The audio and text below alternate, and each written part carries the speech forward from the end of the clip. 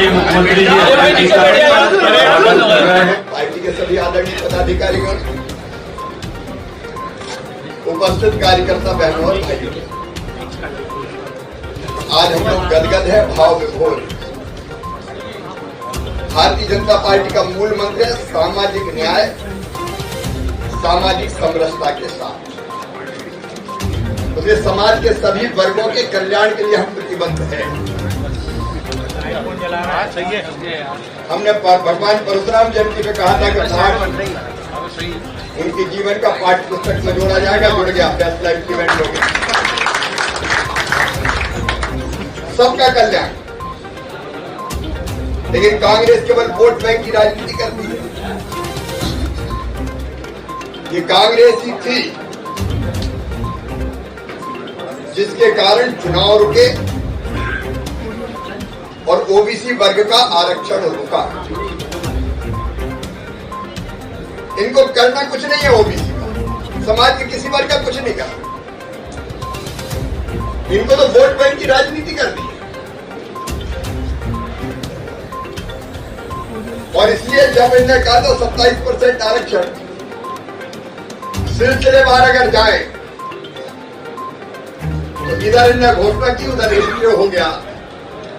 और जब स्टे हुआ तो इनका एडवोकेट जनरल तक खड़ा नहीं हुआ। कमलनाथ जवाब देना पड़ेगा, बच नहीं सकते। हर कदम पर तुमने ओबीसी को धोखा दिया। सस्ती लोकप्रियता के लिए, वोटों के लिए आप झुंझुना पकड़ाने की कोशिश करते हो।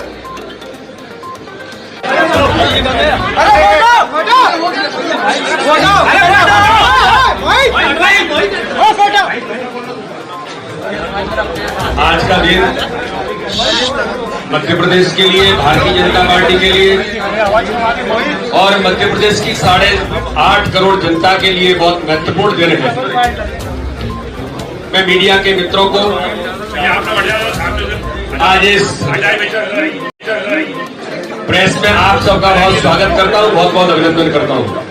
बिना अगर स्थानीय निकाय के चुनाव होंगे, ये हम नहीं होने देंगे। हम किसी भी हालत में ओबीसी आरक्षण को दिलाकर ही चुनाव कराएंगे। यहाँ पर हमारा जो नेतृत्व बैठा है, सबने मिलकर के तय किया था। हमारे केंद्रीय नेतृत्व के साथ मिलकर के मैं आज हमारे केंद्रीय नेतृत्व को, मध्य प्रदेश के हमारे लोकप्रिय सचिव मुख्यमंत्री जी का संकल्प था कि ओबीसी के आरक्षण के बिना ये चुनाव नहीं होगा। और हम सबने मिलकर के तैयारी की थी कि माननीय सर्वोच्च न्यायालय का जो निर्णय होगा उसको हम स्वीकार की जाएंगे, उसका सम्मान करेंगे।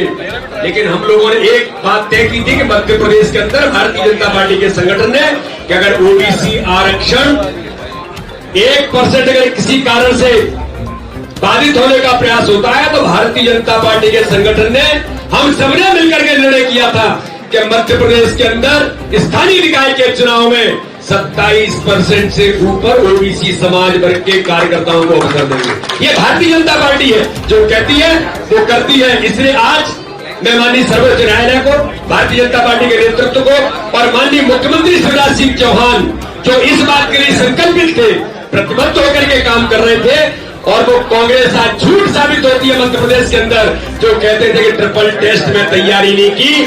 आज मुझे गर्व है हमारे मुख्यमंत्री पर, हमारे नेतृत्व पर और हमारे ओबीसी कमीशन पर।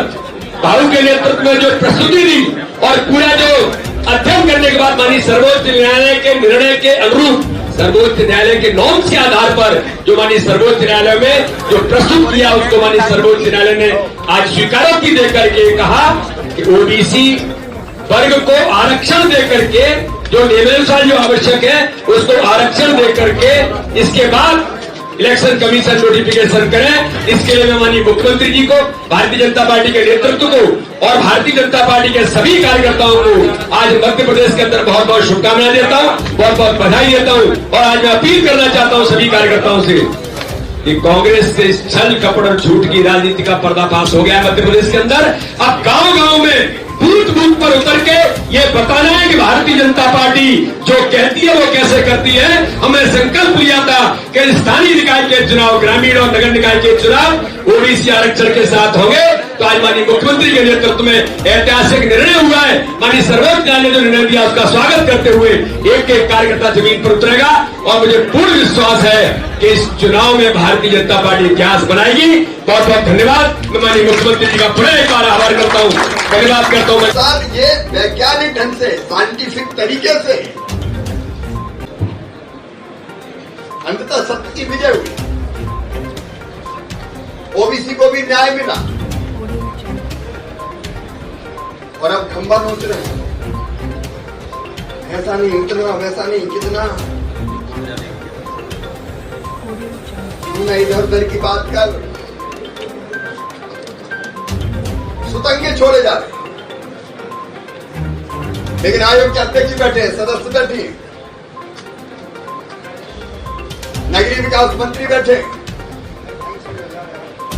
हम लोगों ने गंभीरतम प्रयास किए। कांग्रेस बात कर रही है महाराष्ट्र की सरकार में शामिल है, वहां क्यों नहीं दिलवा पाई रिजर्वेशन? बात तो बनी रिजर्वेशन के चुनाव हो रहे हैं ओबीसी। कमलनाथ, तुम्हारी पार्टी शामिल है वह सरकार में। मध्य प्रदेश में ओबीसी के साथ हो गया और जहां कांग्रेस है वहां ओबीसी की लड़ाई किया और उसी का परिणाम है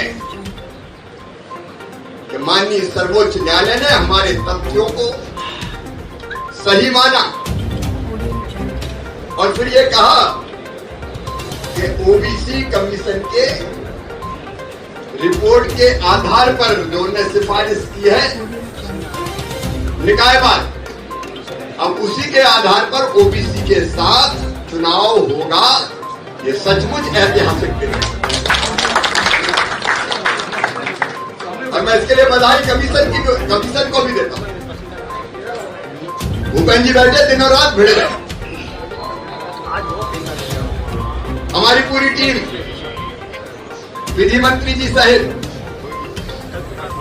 दिन रात हमने काम किया। कहीं को कल्पना नहीं होगी। मैंने विदेश यात्रा कैंसिल की और दिल्ली पहुंच गया और जो तैयारियां हो सकती दिनों रात वहां से भी की और यहां से भी की और उसी का परिणाम है कि आज सत्य की विजय हुई है। अब हम ओबीसी के आरक्षण के साथ चुनाव के मैदान में जाएंगे और जैसा हमारे अध्यक्ष जी ने कहा भी, संकल्प हमारा यही था, न्याय हम देंगे सबको, न्याय। वोटों के लिए आप झुंझुना पकड़ाने की कोशिश करते हैं।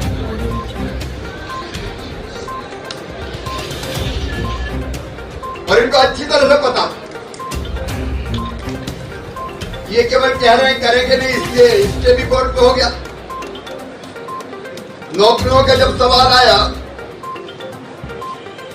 उस समय एक पे स्टे दिया तो कहा पीएससी पे भी करना है क्या? ये इनकी विकृत मानसिकता है। लेकिन भारतीय जनता पार्टी जो कहती है वो करती है।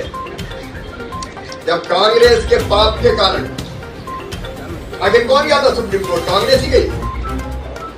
हम तो चुनाव करवा रहे थे, पहले फर्स्ट फेज के फॉर्म भरे जा चुके, ये कोर्ट में गए।